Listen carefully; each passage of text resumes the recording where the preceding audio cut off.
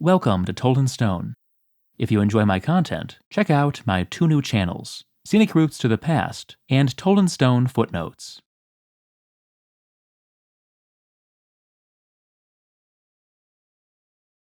Around the end of the 1st century AD, a marble tombstone was set up just outside Rome. The relief at its center, flanked by neat lines of Greek verse, showed a boy crowned with laurel, a scroll in his left hand. The epitaph commemorated Quintus Sulpicius Maximus, who had lived 11 years, 5 months, and 12 days. Quintus had been a budding poet, performing with distinction in a famous competition for Greek verse. He had perished, the inscription claimed, from studying too hard. Quintus was far from alone in his dedication to his studies. To mention only Roman emperors, Augustus wrote a tragedy, Claudius composed histories, and Hadrian fancied himself a poet. A Greek philosopher whose city had been sacked proclaimed that he had lost nothing, for he retained his learning. Even the spirits of the blessed in the Elysian fields were said to while away eternity discussing poetry and philosophy. Educational opportunity in the classical world mapped neatly onto social status. The rich were more likely to be educated than the poor. Boys were more likely to be educated than girls, and free children were more likely to be educated than slaves. In most periods and places, literacy, the most fundamental skill provided by a classical education, appears to have been restricted to about 10% of the population. The limited reach of education was reflected in an almost total lack of publicly funded schools. Wealthy private benefactors sometimes established free academies, and many late Roman cities appear to have maintained at least a few teachers from municipal funds. But in general, and almost everywhere above the primary level, education was organized privately. Dedicated school buildings were correspondingly rare. Most teachers taught under porticos or in some other convenient public place, presiding in a tall armchair over a circle of students on wooden stools. Blackboards began to appear in the Roman imperial era, along with busts of famous authors, and even wall maps. Especially at the primary level, teachers were poorly paid, sometimes to the point of having to take second jobs to make ends meet. They were equally starved for prestige. A Greek proverb for someone who had fallen on hard times was, "He's either dead or teaching." In keeping with the job's low status, there was no qualifying process. Although employers might request a demonstration of their skills, most teachers were simply hired on the assumption that they possessed the requisite knowledge. This was not always the case. One Roman author mentions a grammar school teacher who refused to believe that sheep could have more than 2 teeth. Classes began soon after first light. Part of the morning might be given to exercise. Otherwise, lessons continued, with a break for lunch, until mid-afternoon. Discipline was harsh, and, especially in Greek schools, where students were liberated only during festivals, holidays were few and far between. Roman students, by contrast, had every 8th day off and enjoyed a summer vacation. Although aristocratic families had hired tutors to introduce their sons to the poets, the lyre, and the sports of the gymnasium as early as the Greek Archaic period, the standardized curriculum that would dominate the Mediterranean world through the end of antiquity only emerged during the Hellenistic period. The primary stage of that curriculum, begun when children were 6 or 7, taught the basic skills of reading and writing. Learning to read began, of course, with the alphabet, which was learned literally backwards and forwards. Then came syllables, every conceivable 2, 3, and 4-letter pairing of consonant and vowel. Next, words, starting with monosyllables and working up to pentasyllabic tongue twisters. Then, and only then, were children introduced to texts, usually short passages that they were expected to memorize and recite. Students learned to write using a wax tablet and stylus, or reed pen. As with reading, the process was maddeningly deliberate. A child first learned to trace letters, then syllables, then words, and finally sentences. Egyptian papyri preserve some of the passages students had to copy, which ranged from sober admonitions to dirty jokes. In some Roman schools, the agony of learning to read and write was doubled by repeating the process in both Latin and Greek. Although the children of wealthy families, raised by Greek nannies, might learn to speak and read Greek before their native Latin, children from less privileged backgrounds had to start their Greek in elementary school, where they were taught from bilingual manuals. St. Augustine recalled the method as both painful and ineffective. Even today, few of us enjoy the process of learning languages at school. Fortunately, those of us who want to acquire a new language as quickly and effectively as possible can now turn to Speakly, this video's sponsor. By focusing on words and sentences used in actual conversation, Speakly helps you learn languages 5 times faster than in a traditional classroom environment. This means that, with just 30 minutes of daily practice, you can go from 0 to fluent in as little as 3 months.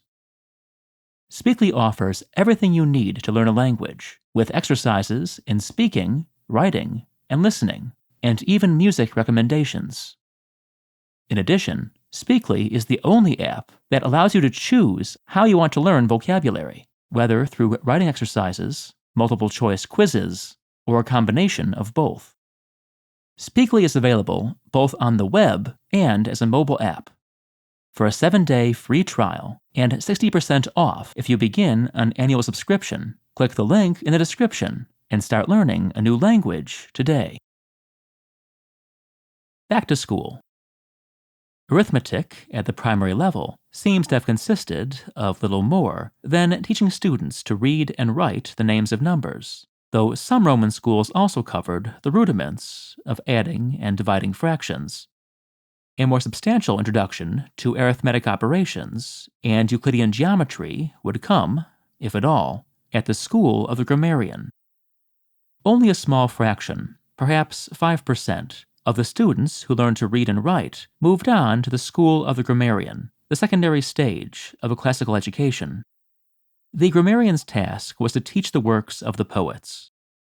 In the Greek world, the curriculum was dominated by the Homeric epics, complemented by tragedies of Aeschylus, Sophocles, and Euripides, comedies by Aristophanes and Menander, and selections from the lyric poets.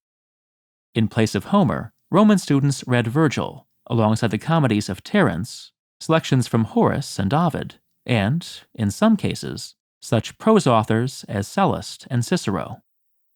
After students had read a given text, the grammarian began the exhaustive and exhausting process of explicating it. Proceeding line by line, he pontificated on each obscure word, every eccentricity of morphology, and any other pedantic picayune that occurred to him. These disquisitions alternated with lectures on the moral content of the poems. Homer, in particular, was regarded as the font of all wisdom and virtue, and misinterpreted accordingly. The poets were also used to introduce the formal study of grammar, which began with letters and syllables, and proceeded relentlessly through all the categories, classifications, and conjugations of the parts of speech. The composition of short literary summaries, sometimes repeated so that every noun could be declined into a different case, brought the benumbed pupils to the end of their grammatical careers, and carried a select few to the threshold of the rhetorical school, the sum and summit of ancient education. The rhetor, the doctor of eloquence, was a more exalted being than a mere grammarian. The more distinguished practitioners were wealthy men, able to buy second homes in Athens, order papyrus directly from Egypt, and build artificial islands at their seaside estates. Their egos matched their affluence. One of the most famous, Polemon of Smyrna, traveled in a silver-trimmed carriage accompanied by a baggage train and packs of hunting dogs, and was said to regard only emperors and gods as his equals. As might be expected from an educational system that never failed to start with first principles, students began their rhetorical training by memorizing definitions. each type of oration was associated with an elaborate sequence of divisions, subdivisions, sections, and tropes, all of which had to be mastered before a budding orator could begin to study the exemplars of Greek and Roman rhetoric. Isocrates, the founding father of rhetorical education, had proclaimed the power of the spoken word to generations of Athenian youths. His works, the works of his students, and the orations of the great Demosthenes became the foundation of the rhetorical curriculum for the rest of antiquity, complemented, in Roman schools, by the towering figure of Cicero. Once they had internalized these models, students moved on to the most important stage of their training, the rhetorical exercises known as declamations. There were two types, which the Romans called suasoriae and controversiae. Suasoriae were faux political speeches, intended to persuade a fictional or historical audience to adopt a given course of action. A student might entreat Agamemnon to sacrifice his daughter Iphigenia, beg Alexander to march onward to the world's end, or ponder, in the persona of Cicero, whether he should beg Mark Antony for his life. Although controversiae were based formally on courtroom speeches, they dealt with imaginary scenarios that tended to lack even a tenuous grounding in reality. In a characteristic example, a priestess accused of violating her vows is sentenced to be flung from a cliff. As she topples over the fatal precipice, she calls upon the goddess Vesta. Miraculously, she survives the fall. Should she be flung from the cliff a second time? The orator had to argue for or against. Training in the rhetorical school seems to have usually lasted 4 or 5 years. Since the most eminent teachers congregated in a few cultural centers, their schools became the ancient equivalent of universities. Despite their small size and informal organization, they had something of the modern collegiate atmosphere, complete with lecture halls and tenured professors. We read about students getting rowdy at the races, pulling pranks on their teachers, hazing freshmen, and throwing wild parties. After or instead of studying with a rhetor, a student who wanted to become a doctor might attend medical school. Although this entailed reading the treatises of Hippocrates and other authors, the training consisted primarily of following experienced physicians as they attended patients. The great Roman doctor Galen spent 11 years in his medical training, which took him from the healing sanctuary of his native Pergamum to the famous school at Alexandria.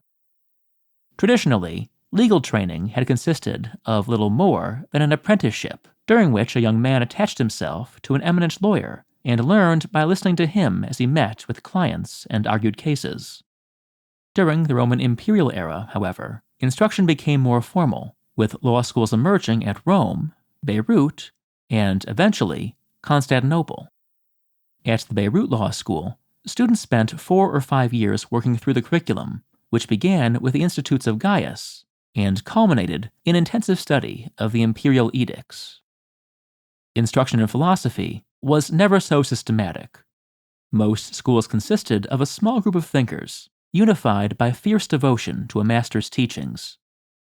Although students were expected to read a set of canonical texts, the essence of philosophical training was discussion.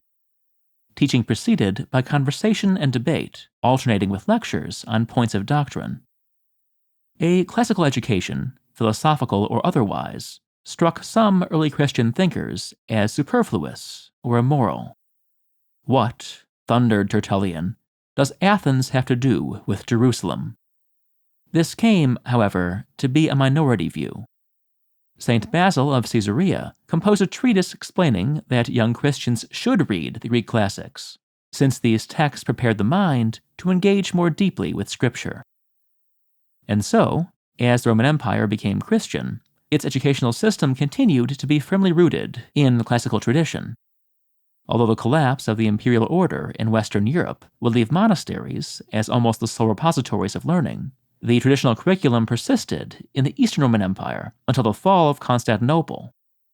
And by then, thanks to the scholars of the Italian Renaissance, the great authors of Greece and Rome were being studied in Western Europe and beginning to serve again, as they had for so many centuries, as the basis of a classical education. If you enjoyed this video, please consider supporting Tilden Stone on Patreon. You might also enjoy my book, Naked Statues, Fat Gladiators, and War Elephants. Thanks for watching.